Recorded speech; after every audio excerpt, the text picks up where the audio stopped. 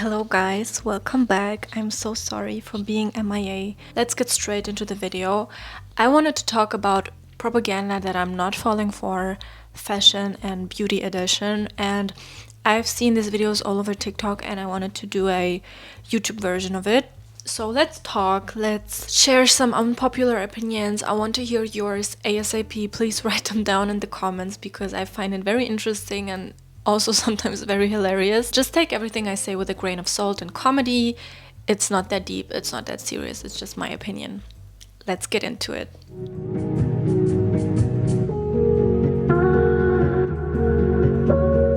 So the first propaganda I'm not falling for is performative femininity and divine feminine in general and in regards to fashion and style and beauty.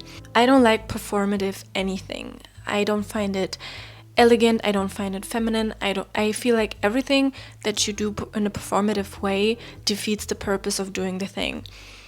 Just be yourself, and femininity cannot be just summed up in a pink blouse or putting on makeup or putting your hair in curls or whatever. I feel like feminine style can be so multifaceted and cannot be pinned down on any stereotype, which is why I'm not falling for this type of propaganda. And divine feminine, the word in itself, is so butchered nowadays, and yeah, whenever I see something with divine feminine, I don't take it seriously at all. Next thing, when it comes to beauty and scents, what I'm not falling for is Sol de Janeiro or Baccarat Rouge. Listen, I've owned Baccarat Rouge myself and I loved it back then, but I don't do anymore because of the dupes, because of the Zara dupes and the body sprays and the teenagers that wear it, and it just completely, I cannot stand it physically. Like, I get sick. I just can't work with it anymore. As well as the Sol de Janeiro Bum Bum Cream scent. It's so cheap to me. It's unbelievable. I've tried it myself. I wanted to love it because everyone loves it. But to me, it smells like vomit. It just smells like vomit and mango and maracuya. I don't know. If you love it, go for it. More power to you, but for me personally, I cannot stand that scent. It gives me the ick, the absolute ick. I'm so sorry. The next propaganda I'm not falling for is wearing niche brands and sourcing for niche brands just to feel special and to feel superior to other fashion people. For example, the brand Haider Ackermann or Endemol Meester. They're like these niche brands. I know they're not really that niche, but fashion connoisseurs know these brands for sure. And I love the art of these designers. I'm not here to critique them. What I'm not falling for is specifically buying these things to appeal to a certain group or to feel special and cool. It's again this thing with performative styling and performative style in general. It feels very superficial and it defeats the idea of effortless coolness. But sometimes I feel like when I see vintage hauls or people buying luxury vintage, it seems very performative. It seems like they really want to belong to the cool fashion kids, and you are a cool fashion kid. Just stay in your lane, do your thing, and you're the coolest version of yourself. Next propaganda I'm not falling for is that blue jeans are a staple in every human's wardrobe. I'm so sorry, it's not for me. Like, I understand it. I love blue jeans on other people. I love a lot of outfits with blue jeans, but for me personally, I'm just not a jean girl. What can I say? I'm just not that girl. I don't like the texture of it on my body. I don't like how they sit on me. And every time I wore jeans, I never felt like myself. I never felt comfortable.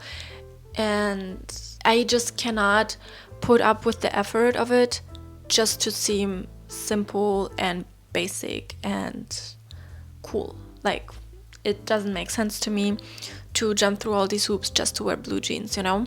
So blue jeans is something I'm not falling for. Next propaganda I'm not falling for is that brand monograms always look tacky. Listen, sometimes they do.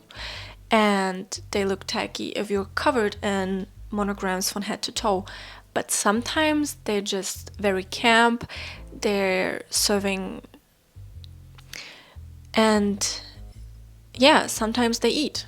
What can I say? Like, these are some examples of what I mean. And sometimes it adds a little bit of humor to an outfit, in my opinion. It's not that serious, it's not that deep, and I wouldn't wear brand monograms just to wear a brand monogram, just for everyone to see, but like for myself, for a comedic relief, for nostalgia, like for these types of reasons, I feel like they serve sometimes. Sometimes they do look tacky, but not always. Not always. Staying on this subject, then the next propaganda I'm not falling for is that neutral colors equals classy and elegant style. I talked about this in my chromophobia video. If you're interested in that topic, please go ahead and watch it. It's very informative. I don't like this whole rhetoric of vibrant, bright colors being tacky or cheap or not elegant or classy. I just don't vibe with that. It's giving very classist, it's giving a little bit racist, and I'm just not here for it. Which is why I try to incorporate more color into my style, because this was one of my core fashion beliefs that I had, and it's quite sad. And yeah, this is just propaganda I'm not falling for anymore because I know better now.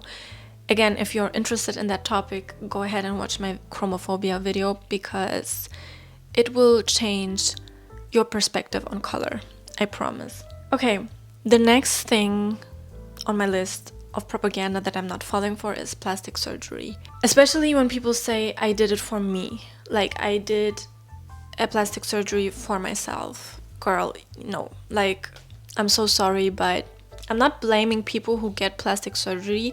I'm blaming the system that puts these negative beliefs, especially into women's minds, but also in all the people's minds, that something about them is intrinsically wrong and that you have to fix it just to appeal to a certain beauty standard. I don't vibe with that. I don't vibe with the idea of putting a woman's life on risk just for beauty. And beauty is just so multifaceted and subjective, which is why I really don't vibe with the idea of plastic surgery at all. Like, at all.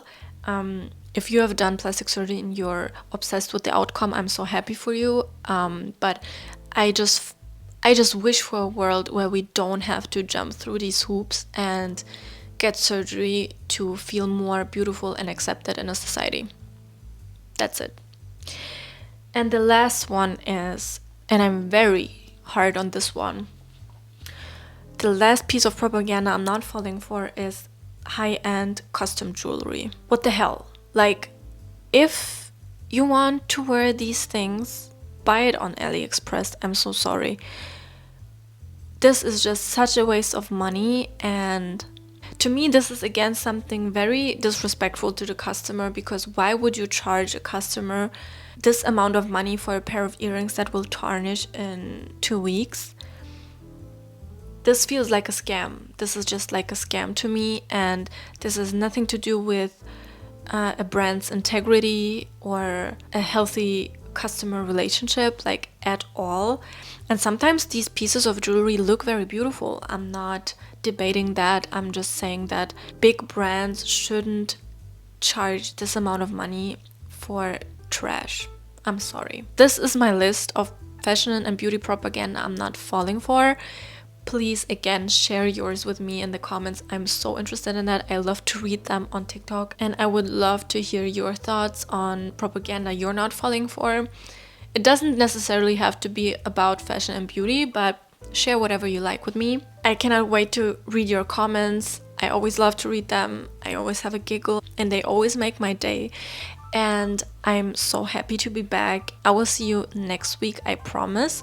If you have any content wishes and video ideas I should make, let me know. I'm open to hear your feedback and your wishes. And yeah, have a wonderful Sunday and week ahead, and I will see you next week. Bye bye.